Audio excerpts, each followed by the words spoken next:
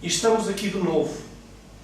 E hoje vamos falar de algo muito, muito sério. Algo que preocupa a minha pessoa e preocupa todos aqueles que verdadeiramente são tementes a Deus e que vivem numa obediência constante ao Senhor.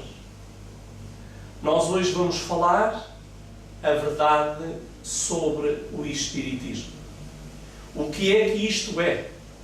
O que é que representa no mundo e o que é que na verdade está a fazer nas pessoas? É um assunto delicado. É um assunto sério, mas é um assunto que pode levar à vida ou à morte de todo aquele que nele se envolver.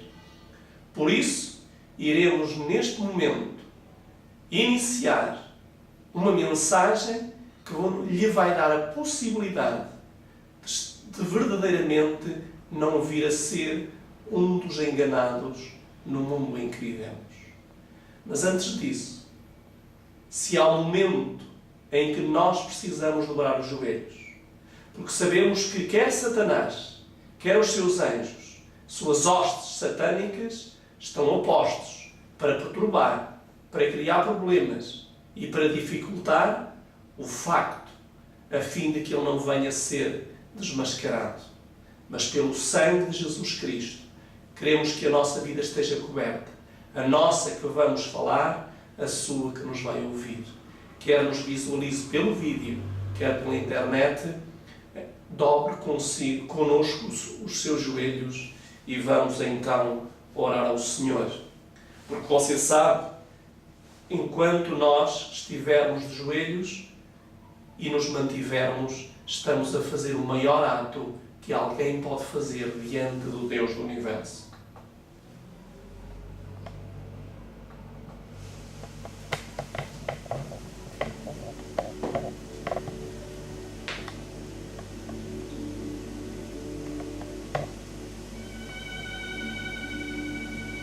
Amoroso Pai Celestial,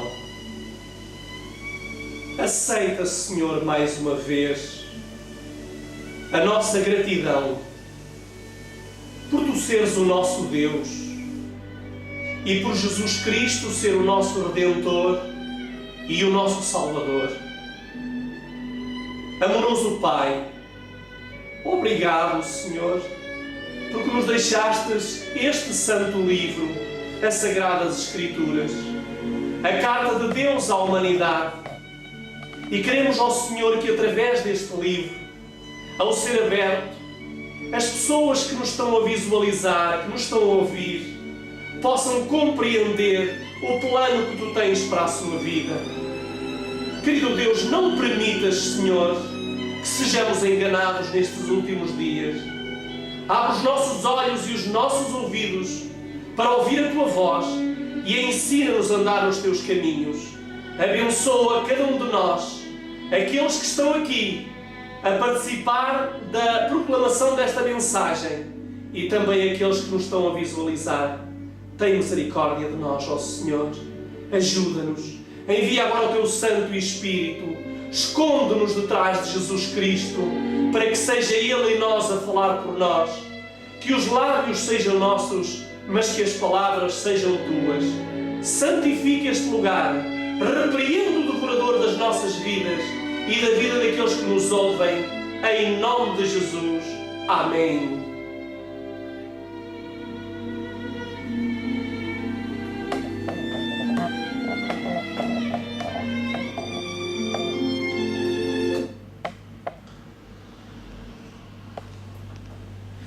Encontrava-me na altura numa cidade de Porto Alegre. Era uma noite fria, uma noite escura, e eu encontrava-me com uma grande carga de anginas. A certa altura, o telefone toca. A minha esposa vai atender e diz-me que do outro lado do telefone estava a minha mãe com uma grande angústia e com um grande clamor. Grande angústia porque ela estava a apreciar e a ver cenas que jamais tinha visto. Alguém que tinha sido possuído por um espírito mau. Alguém que não só queria matar a minha mãe e o meu pai, mas esse alguém também queria matar os seus próprios filhos. E quando a minha mãe, do outro lado do telefone, me diz estas palavras, eu tive um sentimento que alguma coisa sobrenatural estava a acontecer a 300, quase 300 km de distância do lugar onde eu me encontrava. Preparei-me, disse à minha mulher que teria que ir nessa mesma noite àquele lugar. Porque eu sentia que aquilo que estava a acontecer não era nenhuma doença, não era nenhuma depressão nervosa, como queriam fazer crer aos meus familiares, mas era, na verdade, um ataque satânico. Preparei-me e avancei. E quando estava subindo ali da Covilhã para o monte, para a Serra da Estrela, eu comecei a dizer à minha mulher e às minhas filhas, que ainda eram pequeninas, que elas, quando chegassem, a primeira coisa que elas deveriam fazer era meter-se na cama e orarem ao Senhor, porque eu iria passar toda a noite de joelhos. Enquanto eu dizia estas palavras, do outro lado, a minha mãe ouvia a tal pessoa, que eu não vou pronunciar o nome por uma questão de proteção, ela ouvia a tal pessoa dizer: ele vem aí, ele vem aí. E essa pessoa preparou-se e saiu de casa, que até ali tinha estado, e foi para um outro lugar, para uma outra localidade que era Santa Combadão. Passei toda a noite em oração, em jejum e em súplicas. Na manhã, quando eu fui ter com a pessoa em causa, que estava completamente possuída por uma força satânica, a minha mãe havia-me dito: filho, aquilo que está a acontecer aqui é algo muito estranho. Naquela noite em que eu viajei, essa pessoa fala como o teu avô, que já havia falecido há 3 anos. Come como ele. Dança como ele. Porque o meu avô, enquanto viveu, era um homem muito extrovertido, muito brincalhão.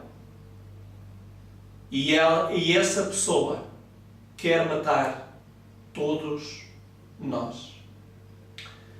Quando eu cheguei àquele local onde a dita pessoa se encontrava, as portas estavam trancadas. E uma irmã minha, que era a minha irmã mais nova, estava retida por essa pessoa como refém. Eu tentei pedir para que me abrisse a porta de uma forma delicada, mas do outro lado era ouvida a voz dizer: eu não quero essa pessoa aqui. Essa pessoa tem poderes que eu não posso suportar. E eu orava ao Senhor, porque não existe em mim nenhum poder que não venha do céu. Sou o mais miserável de todos os mortais. Considero-me sem Deus um simples verme, como diz as Sagradas Escrituras. Mas, meu amigo, minha amiga, você também se pode considerar um simples verme, mas Deus pode fazer de si um gigante. E o resto da história irei contá-la na parte final. A porta foi aberta, mas iremos falar no final, na última parte. Porquê é que eu vou falar de alguma coisa que é tão séria? Milhões de pessoas vivem enganadas. E eu gostaria que pudesse ler comigo um dos versículos das Sagradas Escrituras que se encontra na primeira carta de Timóteo, no capítulo 4, verso 1. Primeira carta de Timóteo, capítulo 4 e verso 1. E diz o seguinte, capítulo 4, verso 1. Mas o Espírito expressamente diz que nos últimos tempos apostatarão alguns da fé, dando ouvidos a espíritos enganadores e a doutrina de demónios. Já vimos que uma das coisas que está a acontecer no nosso mundo é, na verdade, ensinamentos terríveis. Ainda hoje eu vigiava pela internet e analisei coisas tremendas que me fazem temer pela vida dos nossos jovens, pela vida dos nossos adolescentes. Porque hoje, por tudo quanto é lugar, as doutrinas de demónios estão espalhadas. E hoje iremos dar início a duas pregações, em que a primeira pregação e a segunda vai nos falar o que está, na verdade, por detrás do Espiritismo. Diz-nos a página inspirada, a serva do Senhor, diz o seguinte: os oráculos pagãos têm seu correspondente nos médiuns espíritas, nos cartomantes e videntes de hoje. As vozes misteriosas que falaram em Ecrom e em Endor ainda desencaminham por suas palavras mentirosas os filhos dos homens. Apenas o príncipe das trevas tem aparecido sob novo disfarce. Os mistérios do culto pagão são substituídos pelas associações secretas e sessões espíritas, pela dubiedade e prodígios dos feiticeiros do nosso tempo. Suas revelações são avidamente buscadas por milhares que recusam aceitar a luz da palavra de Deus ou do seu Espírito. Ao mesmo tempo que escarnecem dos mágicos do passado, rendem-se às artes sob diferentes formas do grande encanador que ri de triunfo. Ou seja, hoje os bruxos, com outros nomes modernos, riem-se dos bruxos do passado. Satanás, desde o Jardim do Éden, sempre quis desenvolver o engano e a mentira. E o engano e a mentira iniciou-se no céu, passou para o Jardim do Éden e vai continuar até que Jesus a extermine de uma forma definitiva Satanás, os seus demónios e os seus seguidores.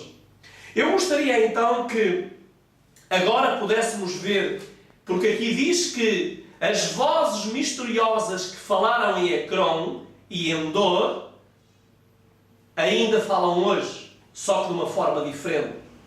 E então eu gostaria que em 2 de Reis você abrisse a sua Bíblia e pudesse ver que vozes foram estas que realmente falaram em Ecrom e Endor.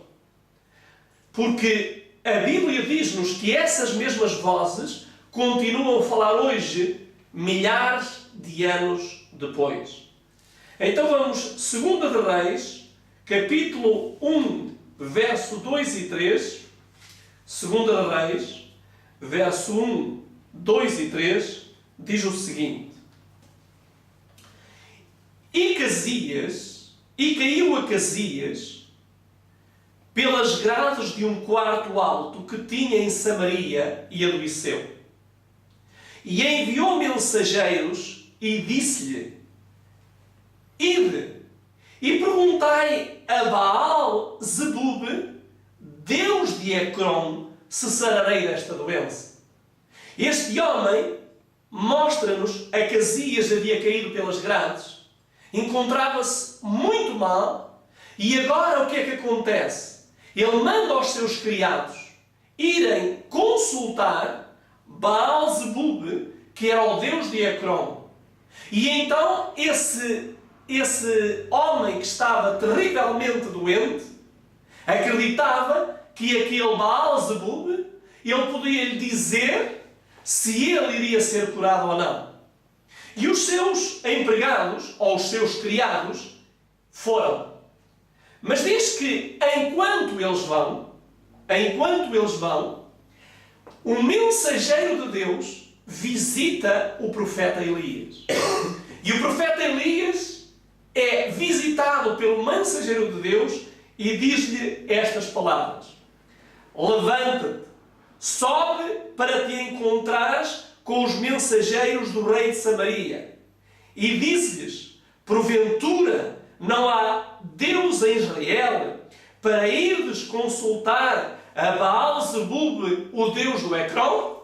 Ou seja, o profeta Elias é-lhe enviado um anjo da parte de Deus, na infinita misericórdia de Deus, para que ele vá ao encontro daqueles mensageiros que iam consultar o Deus de Ecrón, Baal-zebub, para ver se Acasias iria ou não ficar bom. E Deus diz-lhe: não há um rei, não há um Deus em Israel a quem vós consultais, porque não consultais a Deus. E meu querido amigo que você me está a visualizar, quantas pessoas hoje no mundo continuam a consultar aos Baal-zebubos do nosso tempo para ver se realmente escapam, ou se vão ser pessoas de sucesso, ou se vão ser pessoas vitoriosas na vida? A voz de Ecrón continua. Só que hoje não se chama Baal-zebub. Hoje chamam-se os médiuns, videntes. Chamam-se muitos outros nomes. Parapsicólogos, o yoga, muitas coisas. Meditações transcendental. Tudo isto são a voz de Ecrón em nossos dias. E quando estes mensageiros se encontraram com o profeta Elias, diz-nos que ele os parou, os deteve, e lhes disse. Eles voltaram atrás, depois de se encontrarem com o profeta Elias, e então eles foram ter com o rei, dizendo-lhe aquilo que lhe disse o Elias, que havia rei em Israel que não precisavam de ir a Ecrón. Mas o rei perguntou-lhe: qual era a aparência do homem que veio ao vosso encontro e vos falou estas palavras? E o rei disse-lhe, e eles lhe disseram: era um homem peludo e com os lombos cingidos de um cinto de couro. Então disse ele: é Elias, o tesbita. Meu amigo, o rei sabia quem era Elias. O rei sabia quem era o profeta de Deus. Mas o rei estava mais preocupado em consultar Baal-zebub, a voz de Ecrón, do que consultar Deus. Hoje é muito mais fácil para você, aparentemente, segundo você crê, consultar os Baal-zebubos do nosso tempo, as vozes de Ecrón, de que consultar Deus. Deus está simplesmente a um ato de si. Deus está simplesmente a dobrar os seus joelhos e dizer a Deus qual é o seu problema, qual é a sua luta. Então não se engane e diz que estes homens foram de novo reenviados para irem visitar Baal-zebub. Ele queria ouvir da boca de Baal-zebub se ele iria viver ou se ele iria morrer. E diz-nos que quando eles se voltaram a encontrar com Elias, diz: mas Elias respondeu e disse ao capitão dos 50: se eu, pois, sou de Deus, desça fogo do céu e te consuma a ti e aos teus 50. Então fogo desceu do céu e consumiu a ele e os seus 50. Ou seja, aqueles mensageiros que iam consultar a voz de Ecrón, Baal-zebub, foram mortos pelo fogo. Mas quando este homem, Acasias, soube que eles tinham sido mortos, ele mandou outro grupo, novamente, a Baal-zebub. Novamente eles foram mortos pelo fogo. Mais 50. Por 3 vezes, 3 grupos foram mortos pelo fogo. Por isso, diz o seguinte: No verso 16, então diz-nos o seguinte: depois destes 3 grupos haverem morrido. E disse-lhe: assim diz o Senhor, por que enviastes mensageiros a consultar a Baal-zebub, Deus de Ecrón? Porventura é porque não há Deus em Israel para consultar a sua palavra? Portanto, desta cama a que subistes, não descerás, mas certamente morrerás. Então Deus diz: porquê que tu não me consultastes a mim, e em vez de consultares a Baal-zebub, a voz de Ecrón? Porque não me consultastes e porque vistes que 3 grupos de pessoas morreram queimados pelo fogo e mesmo a tu insististes, então agora eu, falava neste caso o profeta Elias da parte de Deus, vou-te garantir que tu não te levantarás da cama e vais morrer. Meu amigo, que grande lição nós temos. Mas vamos agora ainda para um outro episódio da palavra de Deus. Um outro rei que verdadeiramente estava em desespero e vai consultar uma outra mulher. E então nós encontramos em 1 de Samuel, no capítulo 28, verso 1 a 25. Não vamos ler todos os versos, mas quando você puder ler, aconselho a ler este episódio. Aqui fala-nos do rei Saul. E o rei Saul diz que estava num desespero, ele tinha-se afastado tanto de Deus, que o que é que acontece? No capítulo 16, 23, antes dessa passagem ser lida, eu gostaria então que fôssemos apanhar um bocadinho o contexto. No verso 23 diz: e sucedia que quando o espírito mau da parte de Deus vinha sobre Saul, Davi tomava a harpa e a tocava com sua mão. Então Saul sentia alívio e se achava melhor, e o espírito mau se retirava dele. Deus é um Deus infinitamente misericordioso. Deus está disposto a tirar os espíritos maus de si e de qualquer um de nós. Mas se você permanecer, se você persistir e quiser continuar a permitir que o seu corpo seja uma morada de um espírito mau, você vai acontecer como aconteceu a Acasias. E agora, quando este rei, que estava em rebelião já com Deus, quando ele começou a duvidar de Deus, ele agora, o espírito mau apoderava-se dele. E Deus, na sua infinita misericórdia, mandou-lhe o Davi, que ainda não era rei.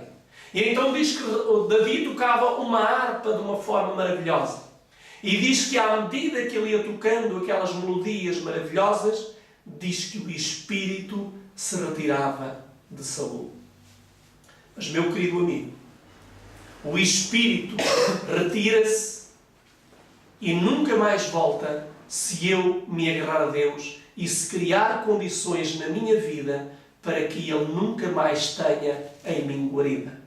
Porque se eu não viver uma vida de acordo com a palavra de Deus, o Espírito volta de novo. E vamos então ver o que é que aconteceu de novo, passado algum tempo, com o mesmo rei Saul.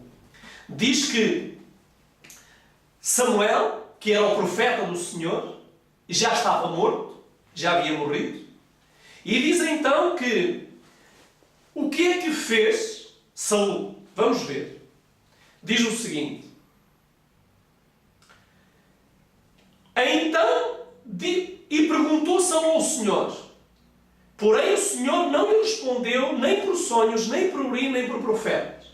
Ele era o rei de Israel, mais uma vez como Acasias. Agora, ele vivia uma vida imoral, vivia uma vida sem Deus, o espírito de Satanás estava nele, e agora o que é que ele faz?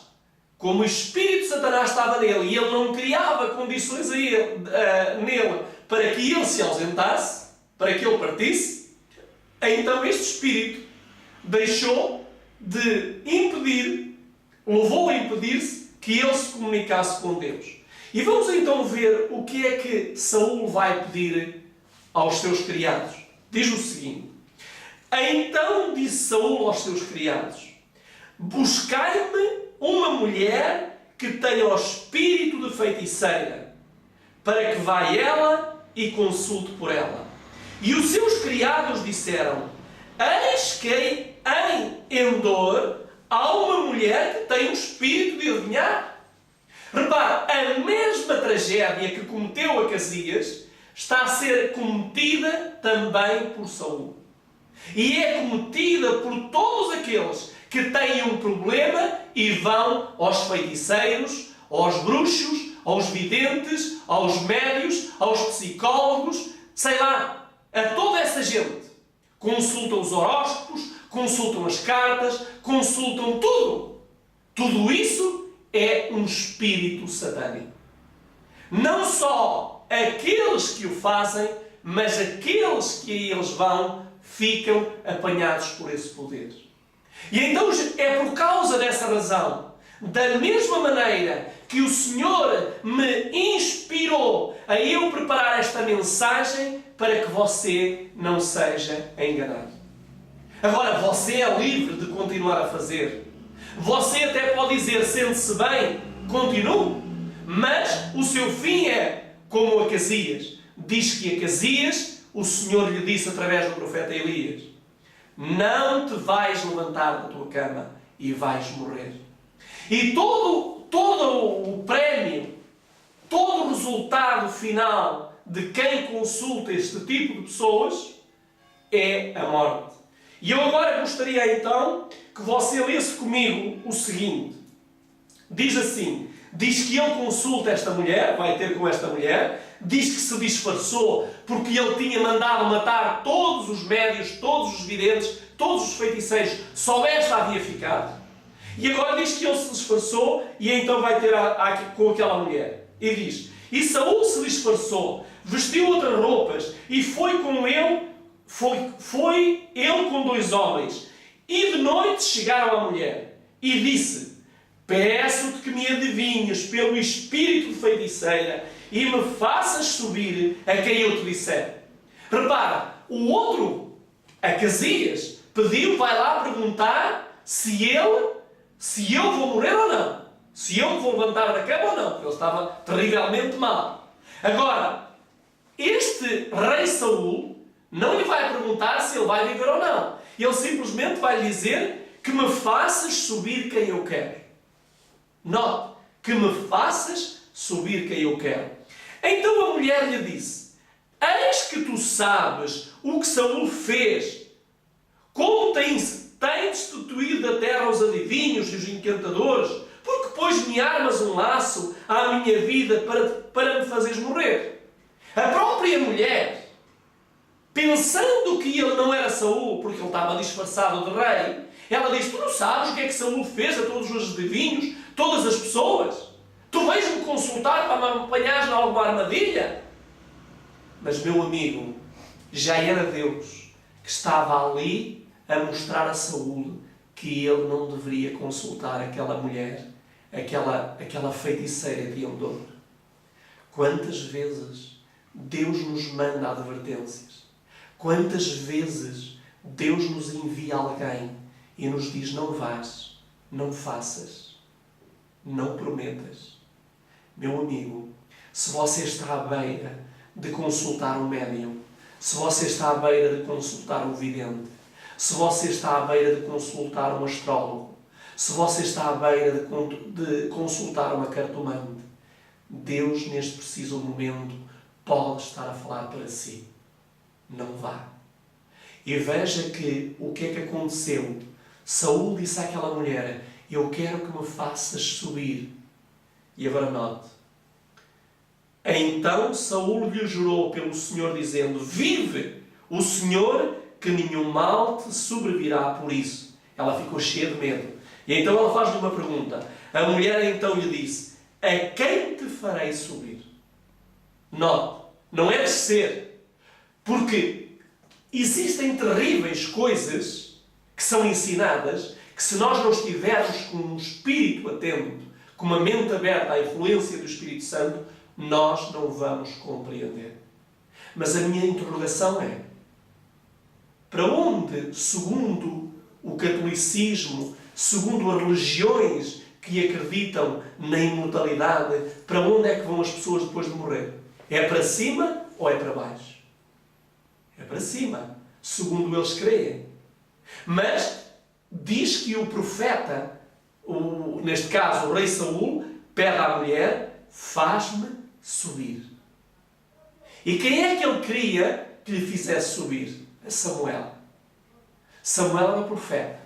Só que é-nos dito, no verso 3, e Samuel já estava morto. Agora, quero lhe fazer uma pergunta.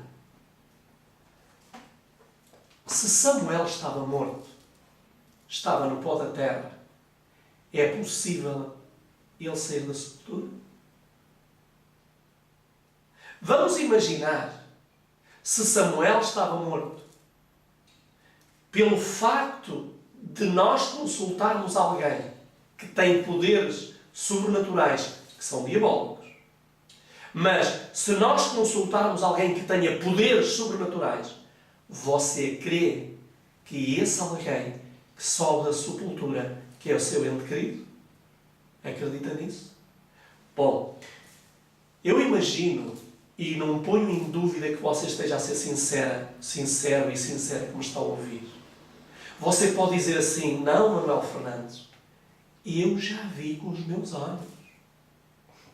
Eu vi alguém que tinha morrido aparecer-me.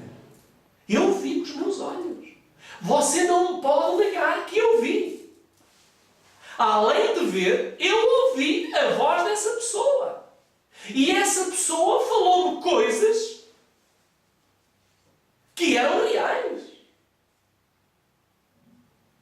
Eu não lhe quero dizer, nem o quero desmentir, mas a única coisa que eu lhe quero dizer é que essa pessoa que apareceu não era aquela que você pensa, como iremos ver mais à frente. Agora voltemos de novo às Escrituras. Veja que Samuel, o profeta, estava morto. E agora Saul dá ordem àquela bruxa, àquela feiticeira, para o fazer subir. E vamos ver o que é que acontece. A mulher então disse: a quem te farei subir? E disse ele: faz-me subir a Samuel. Vendo, pois, a mulher a Samuel, gritou com alta voz e falou a Saul dizendo: por que me tens enganado? Pois tu mesmo és Saul. Repare, esta mulher não sabia, antes de fazer subir, entre aspas, Samuel, ela não sabia, porque ele tinha-se camuflado, que ele era o rei Saul. Agora, quando ela faz as suas feitiçarias, é-lhe revelado que aquele que está diante dela é mesmo o rei Saul, aquele que havia mandado matar todos os feiticeiros, todos os bruxos, todos os videntes que havia no seu reino. Voltar à página, agora no versículo 13. Saul agora fica desmascarado, porque Satanás sabe quem você é. Satanás conhece-o. Por mais que você se disfarce, por mais que você se camufle, ele conhece-o. Ele e os seus anjos. É por isso que ele está interessado em destruí-lo. Ele não o confunde em qualquer lugar, assim como Deus também não nos confunde. E então, quando ele agora é petado e vê que a mulher descobre a sua falsidade, e o rei lhe disse: não temas, o que é que vês? Então a mulher disse a Saul: vejo deuses que sobem da terra. Vejo deuses que sobem da terra. Deuses, plural. E ele lhe disse: como é a sua figura? E disse ela: vem subindo um homem, ancião, e está envolto numa capa. Entendendo Saul que era Samuel, inclinou-se com o rosto em terra e se prostrou. Entendeu? Diz que esta mulher vê aquilo que Samuel não vê. Que Saul não vê, desculpem. Portanto, aquela mulher está a ver aquilo que Saul não está a ver. Mas ela fala a descrição. Vejo deuses que sobem da terra. E um está envolvido numa capa. E ele, Saul, entendeu que era Samuel, aquele que havia dado ordem à feiticeira para o fazer subir. Agora a minha pergunta, meu amigo, é esta. Seria mesmo Samuel? O que é que você acha? O que é que você acha verdadeiramente? Seria mesmo Samuel? Hã? Eu gostaria, enquanto estou aqui a preparar uma outra coisa, enquanto estou aqui a preparar o computador, gostaria que você refletisse comigo. Eu posso lhe garantir, não era Samuel o profeta. Aguarde só e você vai ver quem é que na verdade era aquele ser. E aqueles seres, porque ela disse que viu vários. Diz que viu deuses saírem dali. Então mostra-nos, é-nos dito pela pena inspirada, o seguinte. Agora, por que razão expulsou Deus as nações que ali viviam? A idolatria começou-se a tornar tão grande, tão grande. Começou a entrar a bruxaria, o espiritismo, os videntes, os astrólogos, já vêm do passado. Só que hoje vestem novas roupagens. E Deus havia dado uma ordem a seu povo. E a ordem que Ele dá a seu povo é a mesma ordem que você tem e que eu tenho. Abra a sua Bíblia no livro de Deuteronômio, capítulo 18, verso 19, capítulo 18, 9 a 12, que diz o seguinte: quando entrares na terra que o Senhor teu Deus te der, não aprenderás a fazer conforme as abominações daquelas nações. Entre ti não se achará quem faça passar pelo fogo a seu filho ou a sua filha, nem adivinhador, nem prognosticador, nem agoureiro, nem feiticeiro, nem encantador, nem quem consulta um espírito adivinhador, nem mágico, nem quem consulta os mortos. Pois todo aquele que faz tal coisa é abominação ao Senhor. E por estas abominações o Senhor teu Deus os lança fora diante de ti. Quer dizer que você pode fazer, mas Deus proíbe que você o faça. Deus não proíbe porque não quer que você faça. Deus proíbe é porque Ele sabe que você, ao fazê-lo, vai ficar escravizado por aquele espírito que você não sabe, mas que é de Satanás, o diabo. É verdade.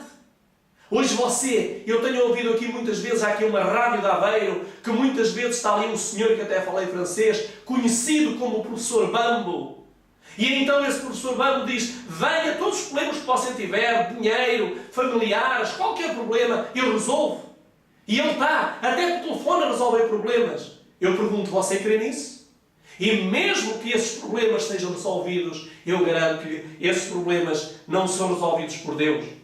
Diz: o Senhor apresentou a Israel os resultados de se entreterem na comunicação com os espíritos maus, nas abominações dos cananeus. Eles eram sem afeição natural, idólatras, adúlteros, homicidas, abomináveis por todo o pensamento, corrupto, revoltante. Os homens não conhecem o seu próprio coração. A Bíblia diz: pois enganoso é o coração, mais que todas as coisas, e perverso. Mas Deus compreende as tendências da natureza depravada do homem. Naquele tempo como agora, Satanás estava vigilante para acarretar condições favoráveis à rebelião, a fim de que o povo de Israel se tornasse tão abominável a Deus como foram os cananeus. O adversário das almas está sempre alerta para abrir canais à torrente livre dos maus sobre nós, pois deseja que sejamos arruinados e condenados diante de Deus. Ou seja, Deus havia advertido aqueles reis, Deus havia advertido aquele povo, para que eles não seguissem aqueles costumes pagãos, para que eles não seguissem as orientações relacionadas com os agoreiros, com os astrólogos, com os videntes, com os bruxos, com os feiticeiros. Deus havia dado ordem ao seu povo para que não consultasse esse tipo de pessoas. Mas, infelizmente, naquele tempo já havia a adivinhação, havia o espírito familiar, a necromancia, o feiticeiro, o encantador. Tudo isso existia naquela altura. E hoje continua a existir, só com nomes mudados, com outra roupagem. Uma roupagem muito mais bonita, muito mais atraente, e que você precisa do Espírito do Senhor para saber quem são eles. Você precisa, porque a Bíblia diz: a lei e o testemunho, se não falarem segundo esta palavra, nunca verão em alva. Agora, que se devia fazer com o homem ou a mulher que tivesse o espírito de adivinhação ou de encantamento naquela altura? O que é que se devia fazer? O que é que o rei Saul mandou fazer? Que ele próprio foi consultar a única que ficou. Mas o que lei é que Deus tinha ordenado? Que lei é que Deus tinha ordenado? Diz o seguinte: quando, pois, algum homem ou mulher em si tiver um espírito de necromancia ou um espírito de adivinhação, certamente morrerá. Serão apedrejados, o seu sangue será sobre eles. Portanto, vimos o que é que tinha que acontecer. O sangue iria realmente ser derramado daquele homem, daquela mulher, daquelas pessoas que tinham estes espíritos diabólicos. Deus não queria, nem quer, que as pessoas fossem enganadas por aqueles seres. Então, se eles queriam o diabo, eles iriam receber o salário que o diabo paga, que era a morte. E então diz que todos eram apedrejados. Além disso, diz que fez o rei Josias de Judá com os adivinhos e os feiticeiros. Leia 2 de Reis, capítulo 23 e 24, diz: e também os adivinhos, os feiticeiros, os serafins, os ídolos e todas as abominações que se viam na terra de Judá e em Jerusalém, os estripou Josias, para confirmar as palavras da lei que estavam escritos no livro que o sacerdote Hilquias acharam na casa do Senhor. Então o que é que ele fazia? Diz que estripou Josias, destruiu-os completamente. Deus, naquela altura, mandava a estripar, mandava a apedrejar aqueles e aquelas que verdadeiramente seguiam estes espíritos, os feiticeiros da altura. Mas hoje, meu amigo, Deus não age da mesma forma. Deus hoje dá-lhe a liberdade de os visitar, mas também lhe dá a palavra de Deus para o advertir. E você, se tem a palavra de Deus, é uma carta que Deus lhe dirige, a fim de que você não seja de maneira nenhuma enganado. Agora, sobre que falsidade foi fundada a antiga feitiçaria, bem como o moderno espiritismo? O que é que está por detrás disso? Porquê é que Satanás quer que estes ensinamentos se desenvolvam? Porquê é que ele quer que cada vez pareçam mais médiuns, mais videntes, mais astrólogos, mais parapsicólogos? Porquê? Simplesmente para difundir uma doutrina que ele desenvolveu no Jardim do Éden, quando enganou os nossos primeiros pais. No livro de Gênesis, no capítulo 3, verso 2 e 4, quando você puder, diz: e disse a mulher à serpente: do fruto das árvores do jardim comeremos, mas do fruto da árvore que está no meio do jardim, disse Deus, não comereis dele, nem nele tocareis, para que não morrais. Então a serpente disse à mulher: certamente não morreis. O que é que Satanás quer fazer crer às pessoas? É que quando alguém morre, verdadeiramente não morre. Quando alguém morre, ele quer fazer crer a si e a mim que as pessoas estão em algures e que é possível comunicar-se com elas depois de mortas. Mas, meu amigo, que copo envenenado para todo aquele que o beber. Ele disse-lhe claramente: certamente não morreis. O espiritismo moderno e as formas da antiga feitiçaria e adoração de ídolos tendo todos a comunicação com os mortos, com o seu princípio vital, fundam-se naquela primeira mentira pela qual Satanás seduziu Eva no Éden. Certamente não morrereis. Além de lhe dizer que os mortos não morrem, ainda diz, porque Deus sabe que no dia em que dele comerdes, sereis como Deus. Então, existem dois enganos que estão por detrás de toda esta malvada doutrina espírita. Primeiro engano. Dizer-lhe e convencê-lo que a pessoa que morre, afinal não morre. Segundo engano, que é possível sermos deuses. Que é possível sermos Deus. Que afinal Deus não é um ser único, mas cada um de